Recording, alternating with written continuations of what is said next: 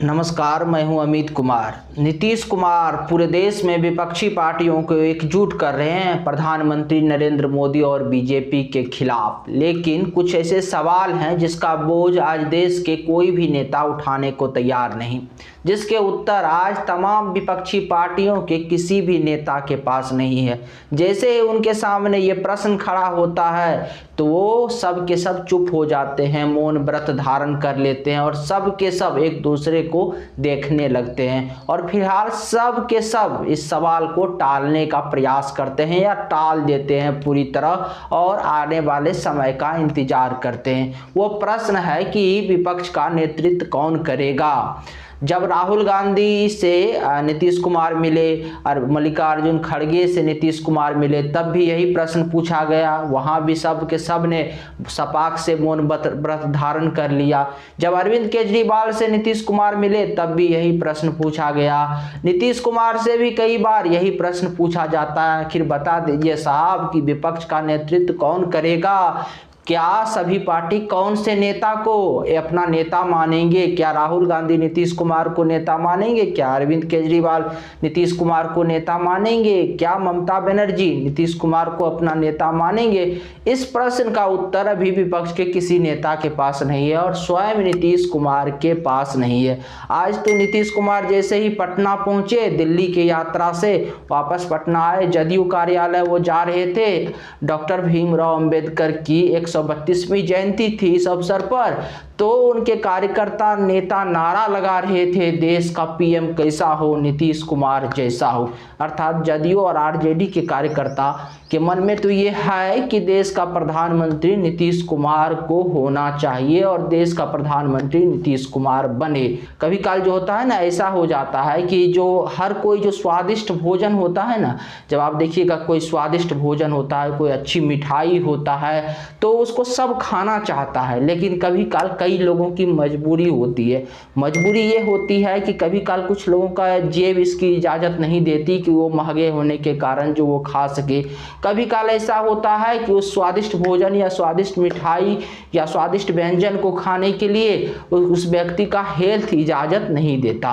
तो यहाँ पे आप प्रधानमंत्री के जो कुर्सी है ना आज, उसको आप इस प्रकार के स्वादिष्ट व्यंजन थोड़ा देर के लिए मान लीजिए और मान लीजिए कि प्रधानमंत्री के कुर्सी पर सभी बैठना चाहते हैं। सबके मन में ये इच्छा होती है, सबका जी में पानी आ जाता है, मुंह में पानी भर जाता है कि सब हर कोई चाहता है कि वो प्रधानमंत्री की कुर्सी पर एक बार बैठे और सब उस कुर्सी की तरफ निगाहें भर के देख रहा है। लेकिन कई नेताओं के पास आज कई मजबूरी है। कुछ तो इसीलिए मुंह नहीं खोल रहे हैं कि हो सकता है जब कोई एक व्यक्ति का नाम आगे आए तो दूसरे लोग अपने आप जो है इस विपक्षी एकता के मुहिम से थोड़ा दूर होने लगे। इसीलिए भी आज जो है इस बात पर ज़्यादा चर्चा नहीं अभी हो रही है। लेकिन एक बात और यहाँ पे सोचिए, दो तरह के नेता होते हैं। एक वो नेता होते हैं जो पैराशूटर होते हैं और एक वो होता है जो ग्रास रूटर होता है। एक वो होता है ऊपर से एकदम टपक जाते हैं और वो प्रधानमंत्री पद के उम्मीदवार हो जाते हैं किसी वंश में जन्म लेने के कारण। कहीं पे वो मुख्यमंत्री पद के उम्मीदवार हो जाते हैं, यानी जन्म के साथ साथ किसी परिवार में किसी बड़े राजनीतिक घराने में जन्म हो जाता है, इसीलिए वो बड़े बड़े पद के डायरेक्ट जो होता है उम्मीदवार हो जाते हैं। और देश में आज ऐसे भी बहुत नेता हैं। लेकिन एक दूसरे तरह का नेता भी होता है जो ग्रास रूटर होता है, जो जमीन से संघर्ष करके अपने लिए रास्ता तैयार करता है। आज देश में ऐसे अनेकों नेता हैं और इसका उदाहरण सबसे अच्छा आप अभी जो वर्तमान में देश के प्रधानमंत्री नरेंद्र मोदी है उनको देख सकते हैं। वो जमीन से संघर्ष करके एक सामान्य परिवार से जो होता है देश के बड़े पद, देश के प्रधानमंत्री बने। तो अब यहाँ पर भी यही समझ लीजिए, नीतीश कुमार पे ये थोड़ा ये फॉर्मूला कुछ देर के लिए समझने के लिए बैठा दीजिए। अब नीतीश कुमार जो अभी ये विपक्षी पार्टी को एकजुट कर रहे हैं, नीतीश कुमार ये विपक्ष के पाले में कैसे आए? विपक्ष के लिए जो चाहे कांग्रेस हो, चाहे आरजेडी हो, चाहे ममता बनर्जी हो, इन तमाम नेताओं के लिए नीतीश कुमार जो है अभी वही इसी प्रकार के वो पैराशूटर हैं जो अचानक जो है पिछले कई वर्षों से बीजेपी के साथ थे और 7-8 महीना पहले अचानक जो है ये बीजेपी से अलग होकर और पैराशूट से लैंड करके डायरेक्ट जो है विपक्ष के पाले में चले गए और विपक्ष के पाले में जाके और कहने लगे कि हम विपक्षी पार्टियों को बीजेपी के खिलाफ एकजुट करेंगे। जबकि उनका पृष्ठभूमि क्या है, उनका जो आप देखेंगे तो वो जो है लगातार पिछले कई वर्षों से जो है विपक्षी पार्टियों के खिलाफ बोल रहे थे और लगातार वो बीजेपी के साथ थे। लंबे समय से 2002 यानी अटल जी के समय से उनका बीजेपी के साथ संबंध रहा है और अचानक जो है पैराशूट से लैंड किए विपक्षी खेमे में नीतीश कुमार चले गए।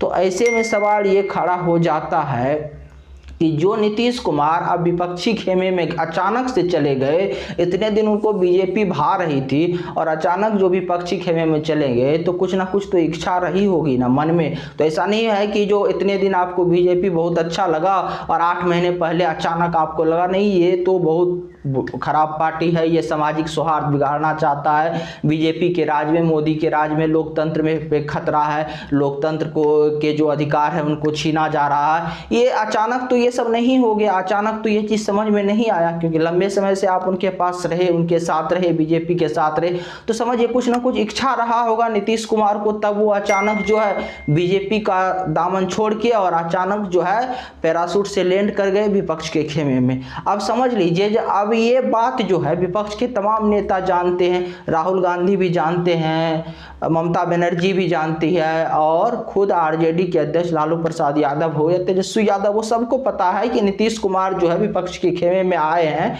वो जो है उस प्रकार से पैराशूट से लैंड करके आए हुए हैं।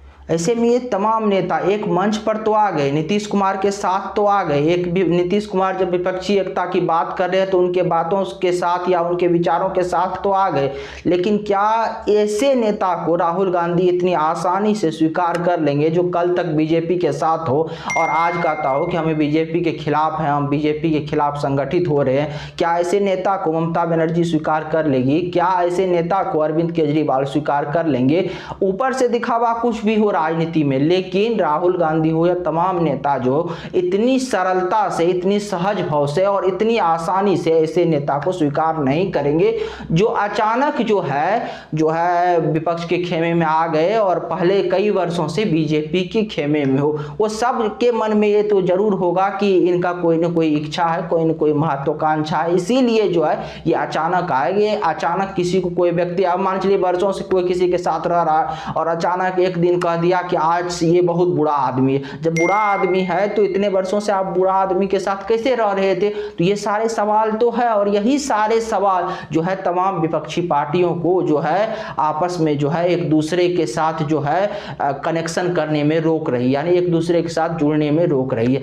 और याद कीजिए 2019 के लोकसभा चुनाव से पहले भी इस प्रकार का एक कवायद हुआ था। एक मंच पर देश के तमाम विपक्षी पार्टियों के नेता आए हुए थे और सबका यह एक ही नारा था, एक ही मुहिम था कि किसी भी प्रकार से भाजपा को और मोदी को देश से भगाना है। लेकिन हुआ क्यों? वो विपक्षी एकता वहीं पे रुक गई और शायद इस खबर तो बाहर नहीं आई, लेकिन शायद अगर आप मानिए तो वो प्रधानमंत्री पद वाला जो मिठाई है ना, स्वादिष्ट व्यंजन है ना, जो प्रधानमंत्री की कुर्सी है ना, तो वहां पे पहुंचना सब चाहते हैं, लेकिन किसी का जो है किसी के पास वो जनाधार नहीं है। वो जनाधार नहीं होने के कारण वो अकेला वहां पे तक नहीं पहुंच सकते हैं। किसी के पास दूसरा कोई समस्या है, किसी के पास तीसरा कोई समस्या है, कोई किसी के नाम पर सहमत नहीं हो रहा, इसीलिए कोई प्रधानमंत्री पद की कुर्सी तक नहीं पहुंच पाते हैं और विपक्षी एकता बनने से पहले ही बिखर जाती है। अगर आपको हमारी जानकारी अच्छी लगी तो चैनल को सब्सक्राइब कीजिए, वीडियो को शेयर कीजिए। नमस्कार, धन्यवाद।